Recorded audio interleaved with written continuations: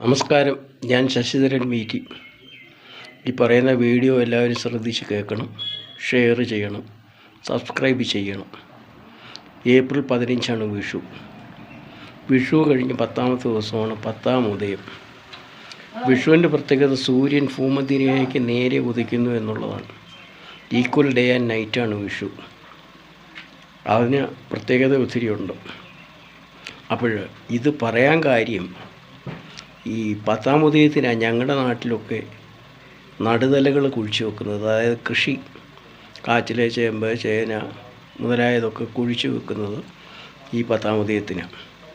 പക്ഷേ ഇവിടെ പറയാൻ പോകുന്നത്, മനുഷ്യർ ശരിയായ മുഹൂർത്തം തിരഞ്ഞെടുക്കുന്നില്ല ഒരു സൃഷ്ടികർമ്മത്തിന്.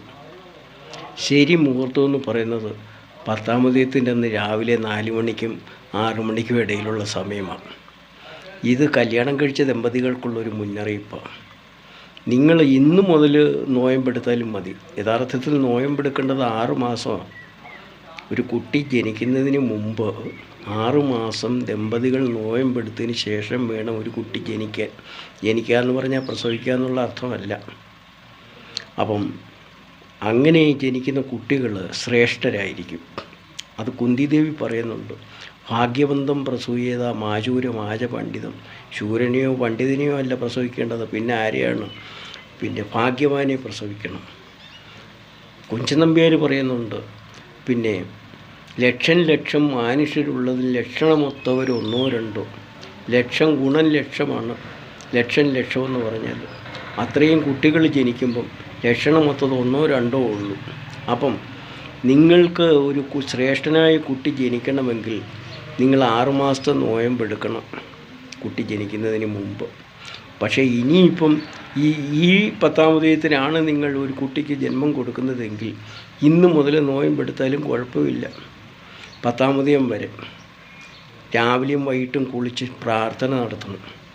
മദ്യപാനം പാടില്ല, പുകവലി പാടില്ല, ഇറച്ചിയും മീനും കൂട്ടരുത്. കലി, കോപം, കുശുമ്പ്, അസൂയ, പ്രതികാരചിന്ത, ദുർചിന്ത, അലസത, മടി, അഹങ്കാരം, ഞാനെന്ന ഭാവം ഇതെല്ലാം മനസ്സിൽ നിന്ന് മാറ്റണം.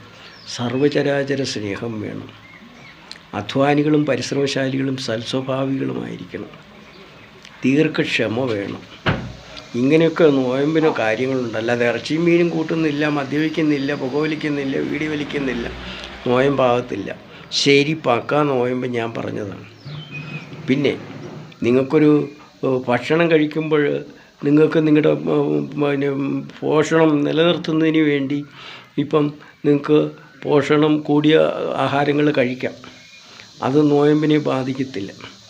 അപ്പം ഞാൻ പറഞ്ഞു, ഇങ്ങനെ നോയമ്പെടുത്തിട്ട് ഈ 10ാം ഉദയത്തിൻ്റെ അന്ന് വെളുപ്പിനെ 4 മണിക്ക് എണ്ണീച്ച് കുളി കഴിഞ്ഞ് നിങ്ങളുടെ പൂജാമുറിയിലിരുന്ന് നിങ്ങൾ 2 പേരും കൂടി ഈശ്വരനെ പ്രാർത്ഥിച്ച്, ദൈവമേ ഞങ്ങൾക്ക് നല്ലൊരു അനന്തര തലമുറ തരണമേ എന്ന് തമ്പുരാനോട് അനുവാദം വാങ്ങിയിട്ട് ഒരു സൃഷ്ടികർമ്മം നടത്തിയാൽ അങ്ങനെ ജനിക്കുന്ന കുട്ടികൾ ശ്രേഷ്ഠരായിരിക്കും.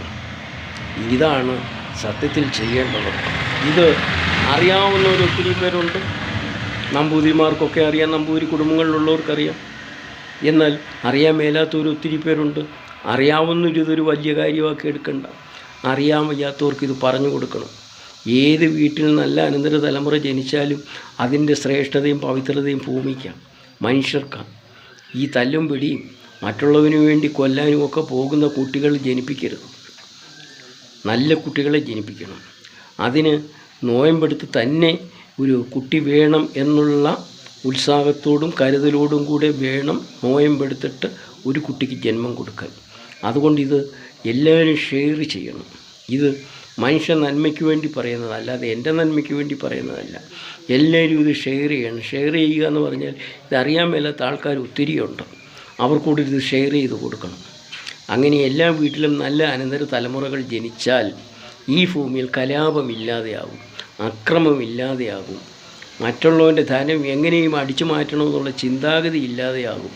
സൽജനനം കൊടുക്കണം, സൽജനം ഉണ്ടാവണം. ഇത് എൻ്റെ ഒരു അപേക്ഷയായി കണക്കിലെടുത്ത് എല്ലാവരും ഇത് ഷെയർ ചെയ്യുകയും ലൈക്ക് ചെയ്യുകയും സബ്സ്ക്രൈബ് ചെയ്യണമെന്ന് ഒരിക്കൽ കൂടി അപേക്ഷിച്ചുകൊണ്ട് നിർത്തട്ടെ. നന്ദി, നമസ്കാരം.